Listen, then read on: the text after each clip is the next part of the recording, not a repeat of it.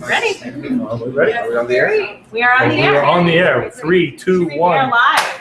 Is Terry Ann going to join us or no? That's going in the sink. I know that. You know that's going to go right in the sink. She is. Oh, we have no sound. Can she hear us now? Oh, we have a viewer. That's probably her. Yeah, there she is. Nice. I'm going to switch it. Right now I have it focused on the food. Okay, we ready? Mhm. Hi, welcome. As you guys know, today is a CIA demo day, and this is going to go out, as I mentioned, out over the internet to multiple schools around the state, and including one live broadcast that they're not going to see live in Turkey. Chef McWilliams and students in Turkey, hello. It's great to see you. I wish you could see me. No, I wish I could see you. Thanks for seeing me. Anyway, we have two guests with us today, Chef David Ivy Soto, the ambassador to the CIA, and Catherine Mason. I almost said McWilliams again. Catherine Mason, the admissions rep to the CIA. And we're going to do a little song and dance for you, including making some mushroom soup, and then a admissions presentation. Any questions? No? All right, so Chef Ivy Soto, welcome. Thank you very much. I'd like to definitely thank Chef Doubleday for letting us come into your kitchen today and enjoying spending some time with the students. I know a few of you because you helped me out with a competition that we had a few weeks ago for the military, so that's nice to see you guys again. So today we're going to make a cream of mushroom soup. Nice time of year for us to be doing something like that. So I'm going to first start off by getting my pan started to get it a little bit warm, and I'm going to slice up some onions. I got two different types of onions here. What kind of onions are these? Mushrooms. That's right. It's all right. Mushrooms. I got two different types of mushrooms. Catherine McWilliams. A lot of changes going on today. What kind of mushrooms are these? Yeah. I think from here they're button and portobello. Very good. Cremini or portobello, they're both the same thing. They're just different sizes for the same thing. So I've got some button mushrooms and some cremini or portobello. And I'm going to get these all sliced up. Notice I'm using the nice sliding motion with the French knife, keeping my knuckles curled, thumb tucked. And then what we're going to do is we're going to start to saute these mushrooms off and try to get them to release the what we call the mushroom liquor. Not the kind you drink, but the flavorful liquid that we have from that. So I'm going to add a little bit of clarified butter here.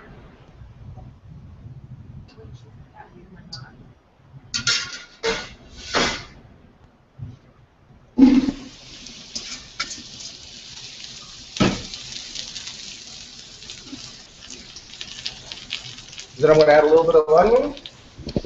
I'm going to let those cook a little bit, get a little sweating. And while that happens, I will go on and do a couple of other things. I need a wooden spoon. Yes. Look, I had one. There we go. Yes. So now that we're letting that do a little bit of its sweating and sauteing, to do our herbs. I'm a big fan of using herbs the right way. I don't like the term chopped herbs or minced herbs because people tend to think of going the guillotine method with it, making this nice loud noise. Well, when I do that, what color does my cutting board end up in? Green. Where does the green come from? The herbs. Where do I want the green to be? In the herbs, in my food, right?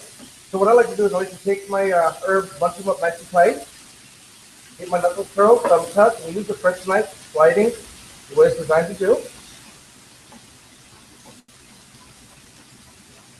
And after I do the first cut, I'll give it a little half turn, and I'll give it a half turn as many times as I need to. Usually once or twice will be enough, because I'm not really trying to get the herbs to be all super, super, super small and all super, super, super the same size.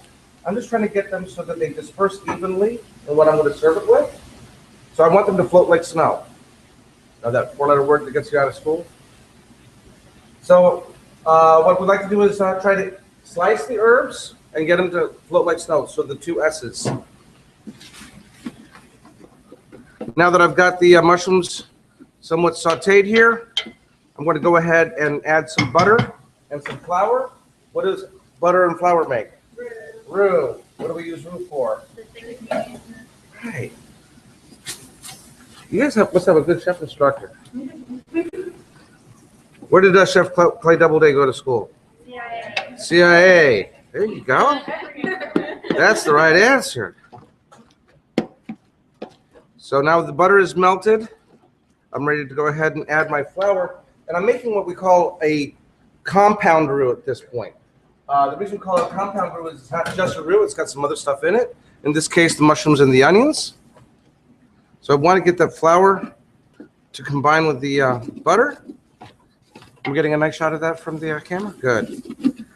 And then we're going to deglaze. And we can deglaze with white wine, or in this case, we're going to use a little bit of chicken stock. What are we doing when we're deglazing? Okay, so we're removing the stickies off the bottom of the pan, right? Those stickies in French are the fond, okay? And the fond makes a good foundation for a good sauce, or in this case, a soup. So we want to get those, we do want to develop those stickies so we can get that fond, and then we want to be able to release them by doing a little bit of a deglaze. So now we have that roux. It's looking beautiful. If you want to go ahead and take a little peek, go ahead. Everybody at home is able to watch it on the camera so they can see what it looks like. And I'm going to go ahead and add the liquid, in this case milk, in thirds. So we'll add the first third. And when I add the first third, I'm going to try to get this to be like mashed potatoes in thickness, okay?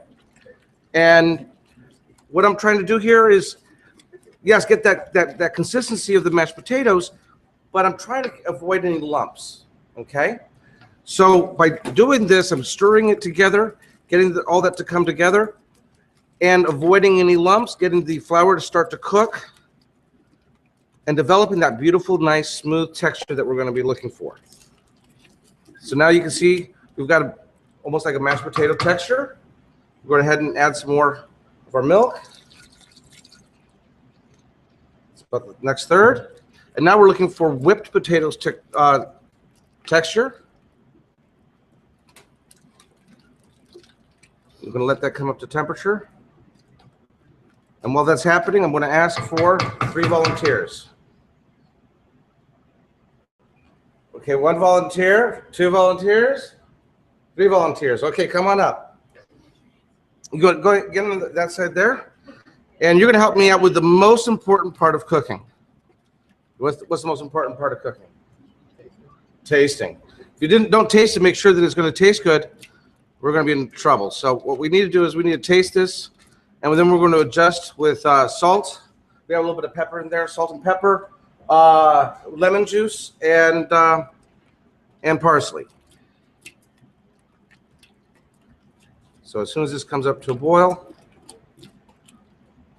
I got a little more milk to add. That was a little thick on me. So now we're going to go ahead and let that come up to a boil, and then you guys are going to taste that for me. Get you some tasting spoons.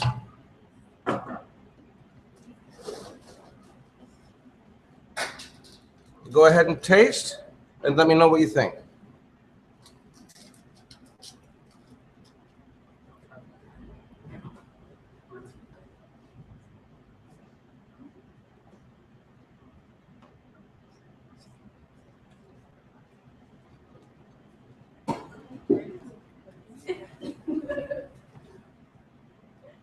What do you think? Pretty Good, but salt is needed. No Yeah. salt is needed. Perfect.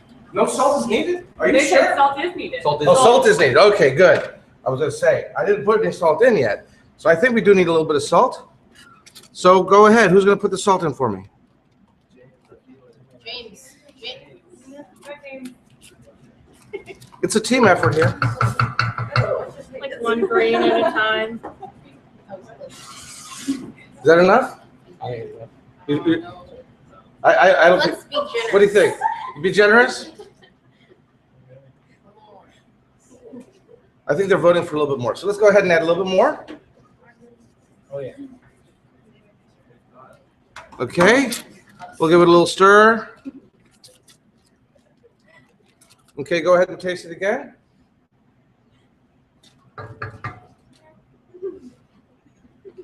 How are we now? Much better. Need any more salt or is it good? I think it's good. Is it good? Okay, everybody else is going to taste it, so it better be good. Well, unless they want to like taste a lot of salt. And then, does it need a little bit of lemon? Yeah. Yes. Okay. What does the lemon do for us? Where do we taste lemon in on our tongue? Acid. Where do we taste acid on our tongue? On the sides, right? On the sides. So I'm going to go ahead and squeeze a little bit of this in. You tell me when? Tell me when to stop? I think it's good. Okay. So now we'll give it a little quick stir. And let me know if you need any more salt or lemon juice. All right. Go ahead and taste. So what that acid does is it helps bring out the flavors on our tongue because it pushes the flavors to the sides. So it helps get all the flavors throughout our tongue. So if you're ever making a soup at home and you're like, it's missing something, get a cap full of vinegar or get a little bit of lemon juice, add that to it, and you're going to see that all of a sudden the flavors pop out. Is it good the way it is? That's good. You sure? Yeah. Okay. Then we're ready to go ahead and serve. I need a ladle.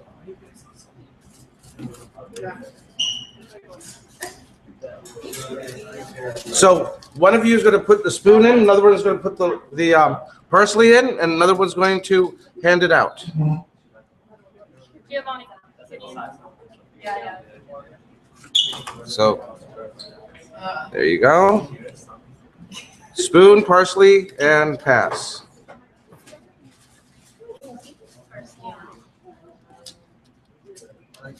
Any questions about how we made this soup?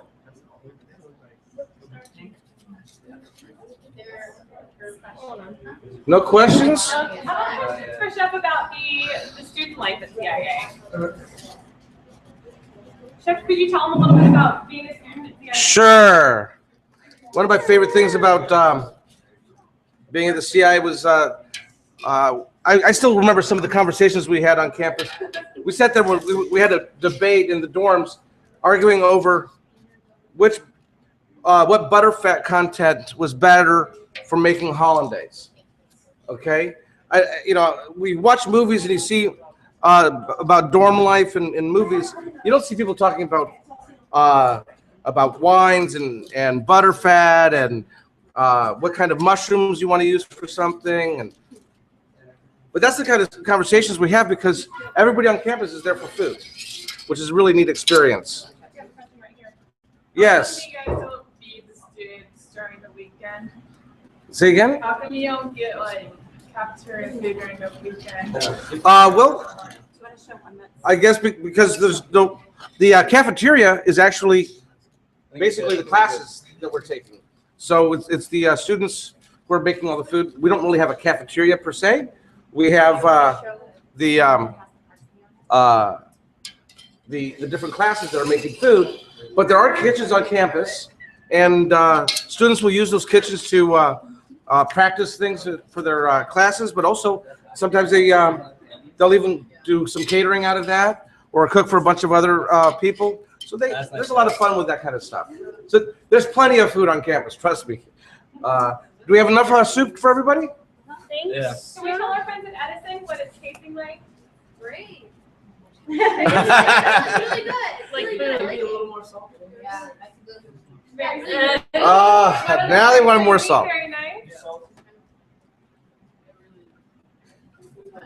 Chef, can you Okay. mention any variations to this recipe? So, any kind of mushroom will be good. If you're going to use a really strong mushroom, like a morel mushroom, I used to go up to around Camp David and pick morels. If I were using morels, I wouldn't use just morels because the flavor would be a little bit too strong. So you could use a whole variety of different mushrooms. Mushrooms are really neat that way. You can have a bunch of them mixed together. So some morels, some chanterelles, some enoki, and some oyster. you have a nice mix of those different types of oysters. I mean, those kind of mushrooms would be really nice for this. In this case, we actually have two different types here, so you see that we have a little bit of contrast in flavors there. Yes? What would happen if you do, like, say, one strong mushroom and you use truffles of another mushroom? What would happen if you have, like, two strong mushrooms? Yeah, I probably wouldn't do, truffle has such a wonderful flavor. You want to sort of highlight it on its own.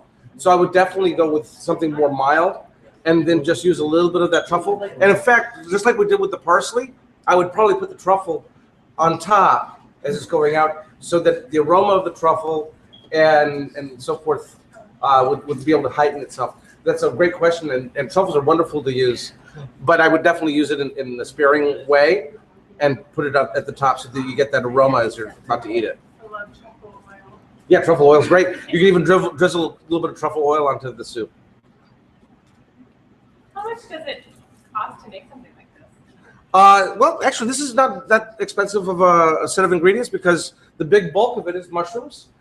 I mean, mushrooms are not super cheap, but they're not too crazy expensive. And this stretches out very nicely. I could also make this with a lot of chicken stock if I wanted to instead of a lot of the milk.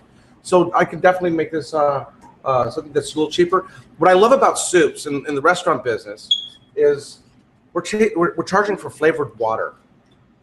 Okay, it's great. Make a lot of soup at one time, so the labor cost on making soup is really low, and then I can serve a lot of soup. How many bowls of soup did I serve right now? 15. I still have a few more bowls here, okay? And I did that in less than half an hour. I like that ratio. If I were doing a chicken dinner, I wouldn't be able to do that quickly, would I? Okay? So yeah, definitely, I love soups. They're a great way to make money in a restaurant.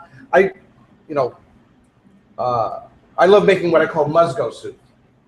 I go look in the refrigerator and find out all the things that must go and make soup. We call that in restaurants, we call that special. But it's a great way to use up a lot of ingredients and make something that's really nice and hearty. Make a large quantity and then freeze it, and then you can heat it up as you need to. So that's another way to go. Any other questions? Could you also tell them why you chose CIA? Why did I choose the CIA? Well, my big introduction to the food service industry, I had been working for a few different restaurants for a while, and I ended up buying a one-way ticket to St. Thomas. Didn't have a job, didn't know anybody, didn't have a place to stay. And in 3 days I had 2 jobs. I'm sorry, in 2 days I had 3 jobs. And I started working in a bunch of different places, and I was 21 years old. Didn't know what I was getting myself into. And I had a lot of fun working in all these different places, and all the people that had the really cool positions were all CIA grads. Well, I came back to the States, and I was working in a few places, and I said, you know what? I really can't go any further if I don't get any education. So what did I do? I decided to go to culinary school. No question in my mind, since all those guys that I was working with down in the Caribbean, the best jobs, they all had gone to the CIA. Without question, I signed up for the CIA. And I started in February, and it was a perfect time of year for me to start because it led right into summer break. Was also at the end of my first semester. Then we came back, and then the end of my second semester was going right into the Christmas break. So my 2 breaks were a little bit longer because of the fact that they had landed on holidays. So my externship was a little extra long, and I enjoyed that. So yeah, no, it was a perfect thing for me. And Where did you do externship? I did my externship here in the DC area. I worked for Bill Anton, the Anton Food Group. He had Anton's 1201 Club, and also had Anton's on the Hill, and then started a new company called Anton's Air Food. And I was able to help out with that and do a lot of opening in the airport, doing some neat restaurants there. So I had a lot of fun during my externship. I worked a lot of hours. I definitely overdid my hours that I needed to do. So that was it was a great experience for me. Any other questions for Chef Abisoto? I'm sure you'll have some more questions after Catherine talks to you a little bit. I'll pass it on over to Catherine. Thank you so much, Chef. I appreciate it. Wasn't that wonderful? Well, hi, everyone. So I'm the admissions counselor who works with all of our students interested in attending CIA. I'm regional, and I work with students from Virginia, Maryland, DC, and I'm your point of contact for kind of moving forward any questions you have. But I really want to shed light on what classes are like at CIA, what the externship is like in depth, and also what you can expect out of a CIA degree.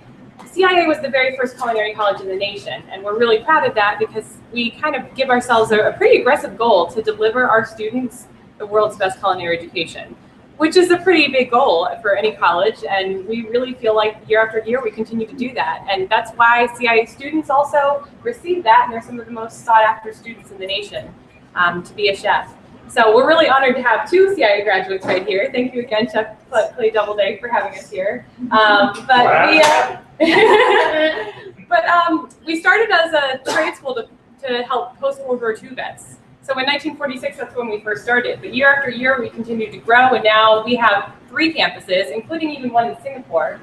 And our main campus that I usually really talk to students about, the college experience, is in Hyde Park, New York. Has anyone ever been to the Hyde Park, New York campus? Awesome, that's right, we have about 2. Awesome, fantastic. So it is an incredibly beautiful campus, isn't it? And you all, did you get a chance to go to any of the restaurants on campus while you were there? It was raining, oh. Yeah, I went to the Caterina restaurant, phenomenal. So as you'll know, and hopefully you guys get a chance to visit campus, I'll tell you after this about how you can get a chance to visit. We have tons of opportunities to visit, but our students are running the restaurants. They're on campus, they're phenomenal restaurants, and they're open to the public, award-winning. But our students do a lot more than just pretty much run the restaurants on campus. They get over 1,300 hours of hands-on learning in the kitchen. And that's more than any other culinary program in the country. So pretty much when you start at CIA, you either go in one or 2 directions. You're either the baking and pastry end or culinary end.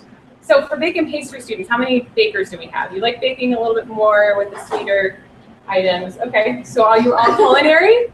All culinary majors? Fantastic, okay, good. So you really do make that choice coming in, baking, pastry, or culinary, and you're one of those majors, but you get the same skill set. So every 3 weeks, you start with the basics, but every 3 weeks you rotate into a new class with a new chef instructor, and you also get a chance to have a new skill set. So you're starting with some of the fundamentals, and then every 3 weeks rotating into a new class, like cuisines of Asia, cuisines of the Mediterranean, cuisines of the Americas. But you're also, like Chef Ivy Soto mentioned, you're also making the lunch production, breakfast production. You're actually a part of making the lunches or breakfasts or dinners for your fellow students. And that's part of class. It's all at an 18-to-1 ratio. So you guys are really similar, really used to that with Chef Doubleday, where if you make a mistake, you're gonna learn instantly, and you're gonna find that out with that one-on-one communication. And you are literally working with some of the best chef instructors in the world. Can anyone tell me what a certified master chef is? Has anyone ever heard of this? Can you take a stab at it, James? Yeah. Yeah, it's in the 70s. Really, basically a huge number of chefs in the world, but a very small number of actually certified master chefs. And I say that because CIA has the highest concentration of certified master chefs who are chef instructors at the CIA. So of that population, I think there's 20-some scattered throughout our campuses, but we have the highest concentration of certified master chefs in the entire world. It's a wonderful tribute to our chefs who get to that level, given by the American Culinary Federation, and we're really, really proud of our graduates who go on to aspire to do that, but especially our chef instructors who are working with you one-on-one. So you're literally working with some of the best chefs in the world. All of the 18-to-1 ratio, learning those skills and those new classes every 3 weeks. But when you get to the end of your freshman year, something really interesting and unique happens that is one of the reasons why I really wanted to work for CIA. It's called the externship, just like Chef mentioned. And it's a chance for you to leave campus for 15 weeks. And you work anywhere in the world that you want to. For 15 weeks, yeah, it's fantastic. Now, I say the world, most of our students usually stay within the US. If you do want to go abroad, you just have to speak the language fluently, which is great, and work with our career service office, but the majority of our students usually stay in the US. So where in the US would you go? You can imagine going anywhere in the country and working for 15 weeks. Where's that? California. California, cool. Where in California? Well, I used to live in Barstow. Okay. But I like San Francisco. San Francisco, that's an amazing destination for restaurants, absolutely. Where else? Las Vegas. Las Vegas? We have students who go to the Bellagio in Las Vegas. Isn't that awesome? So we're getting experience with high volume food production and also fine dining quality too. We have some students who are only culinary, on the culinary side, and they end up really having passion for just at least some, or they get some exposure to the baking side too because of this externship. They're culinary arts majors, they get a little exposure to baking. It's pretty cool. Where else? We have students who go to Alaska, Hawaii, and work with Roy Yamaguchi, a CIA alum.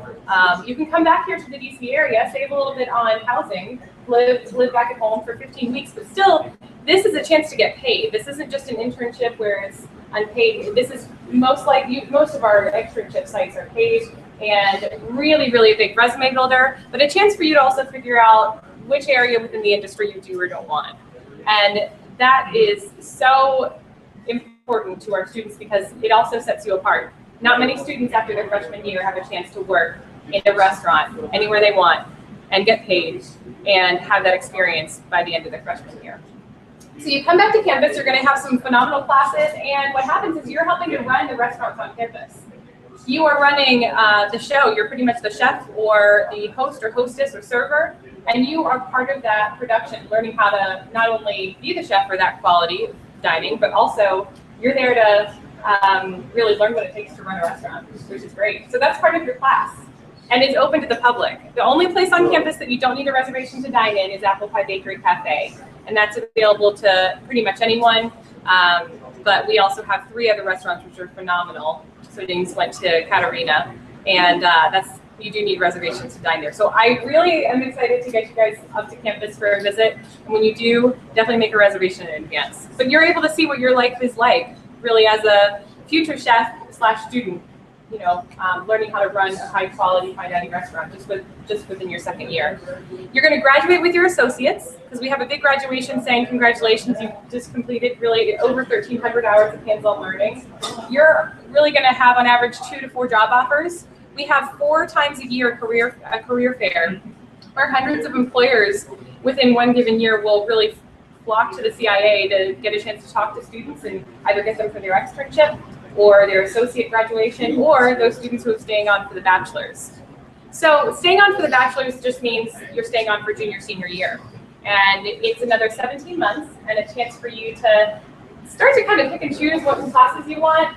So if you want to go into marketing a little bit more, or if you want to really focus on writing or like professional food writing or have your own business, if anyone kind of aspires to own their own business, this is a great chance for you to major your bachelor's in culinary arts into culinary arts management or baking and pastry arts management. We also have 2 other really interesting majors for the industry. Is anyone interested more in the science behind cooking, like chemistry? Awesome, awesome. So you like research and development and things like that? Cool. So almost like a play on molecular gastronomy and kind of using really interesting tools and techniques. Culinary science is the major you definitely should look into. Culinary science is literally where the lab meets the kitchen, and you're working with some incredible ingredients and incredible techniques and tools. But we also have another new major which I'm super excited about, and that's called Applied Food Studies. Is anyone interested more in like history and development? Just like that. We have a lot of students who have the passion for the social sciences and where that meets the food industry. So anthropology. Does anyone, you all know what anthropology is? Basically the history of cultures and how that's developed over time. There's archaeology and then there's cultural anthropology. Cool way to sort of team that up with the food service industry is this major. And that's a chance for you to major in the study of the ecological development of food over time. Climate control, how that's changed, and abundance of ingredients, and changing that over time. So it's pretty awesome. But those 3 majors are available to you junior and senior year. On campus itself, I mean, Chef Abby Soto mentioned a good bit of it, but on campus itself, it's incredible. We've got some of the coolest equipment, but also restaurants and bake shops that you could ever imagine working in.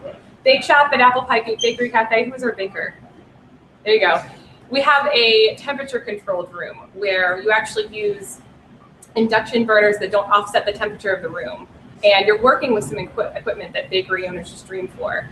And in addition to that, imagine this kitchen, this restaurant-style kitchen that you guys get a chance to work in. I'm super jealous because I didn't have access to this in high school when I was your age. But this type of kitchen, but then 40 more of them. We have 41 kitchens and bake shops on campus. which is incredible. And also a chance for you to learn your techniques. And one of the very first classes you're taking is developing your palate, taste testing all these different types of ingredients too. So it's pretty remarkable. But the actual library that you're working with as well, that's the second largest culinary library in the country, second to Library of Congress. So phenomenal facilities, also pretty awesome dorms. You've got good size classic college dorms where you and another student get a chance to just be in a classic dorm life room. You're guaranteed housing coming in, but we also have apartment style dorms. We've got townhouses on campus. You can have your car on campus if you want to, you don't have to. And there's off-campus housing and support for that off campus too. So that's pretty much campus life. We've got a lot of really great intramurals, chances for you to join different sports. We've got volleyball, soccer, cross country, basketball, and then tons of clubs and organizations to join too. So it's pretty great. So with that, before I just tell you about how to apply, what questions do you have about campus life or the curriculum? Anything about CIA life or anything that comes to mind? I know you asked a lot of good questions to Chef already. Well, if you think of any, let me know before you leave. And especially anybody listening, especially all the way from Turkey tomorrow, thank you guys for tuning in. If you have questions, my email is k_mason@culinary.edu. So feel free to email me with any questions following this, or especially if you have any questions for Chef. The way to apply, I know we've got some juniors and some seniors here. All seniors, fantastic. So the way I know some of you have already started to apply, which I'm very excited to be here for and just to kind of walk you through the next steps. But for those of you that are ready to apply, it's a really simple process, and I walk you through the whole process. I really reach out to applicants once a month and just talk to them, sometimes a little more than that, and you can email me or call me at any time. So talking to me, the next steps are really just applying, and we actually waive your application fee. So normally it's $50, but we are more than happy to waive your application fee because of the experience you have here with Chef Play Doubleday, but also just because you're always so welcoming to learn more about CIA by having us come. So the application fee is waived, and I do have a code if you wanted to apply online, but I have plenty of applications here on with us at our visit too. And then we also have three short essay questions. The first question is just asking about your passion for the industry. So you can definitely shed light on how awesome it's been to be working with Chef Play Doubleday's class here at Chantilly, and where your passion comes from. Have you always been wanting to work in the culinary arts since you were young, or has this just started? The second question is asking you to talk a little bit more about what you plan to do with your CIA degree. And then the third question is just asking you to tell us a little bit more about yourself and what the committee can know about how you're eventually maybe going to support the community at CIA too. So that's really it. The application, the essay, we of course need your high school transcript. And we'll also need a letter of recommendation from Chef Doubleday to confirm your food service experience. You guys are an advantage by being in this program because there are students who don't have access to a program like this, and we require them to go work in a restaurant-style kitchen for at least 6 months. But with the catering events you guys do and all of the different events that you put on, even for your own school, you're really set at you've set the high bar for what students have coming in from the high school level. So you really meet our food service experience requirement. Just have Chef write a letter of recommendation for you. So that's pretty much the application process. You're also going to be eligible with his letter for $1,000 scholarship, which is just added on to many other scholarships in addition to that. It's pretty awesome. But his letter serves as both confirmation for that, but also another $1,000. And because we have an articulation agreement with Chantilly, you know that you have a minimum, if admitted, a minimum of $4,000 renewable every year in scholarship, not including the extra $1,000. It's just guaranteed because you're such a high level with your experience. You're understanding how to produce menu cuts and that sense of urgency for catering events and things like that. Thank you guys. But in addition to that, really that's the application process. We have a lot of other options, and any questions you have, let me know. But questions specifically about the application process or applying to CIA or next steps? Sounds like a plan. Yeah, good. All right, sounds good. Awesome. Well, thank you all so much. I appreciate it. I want to thank especially Chef Doubleday and Chef Ivy Soko for having us. Thanks to our friends in Turkey. We're excited for you to watch tomorrow. And thanks also to Edison for tuning in this afternoon. Great. All right. Thank you guys. Hey, and one last thing. Thank you to Margaret Sisler Our IT person, say hi, Margaret. I'll have it switched to me. Dude, switch it to you. I'm gonna be upside down. Let me switch to here. Everything that happened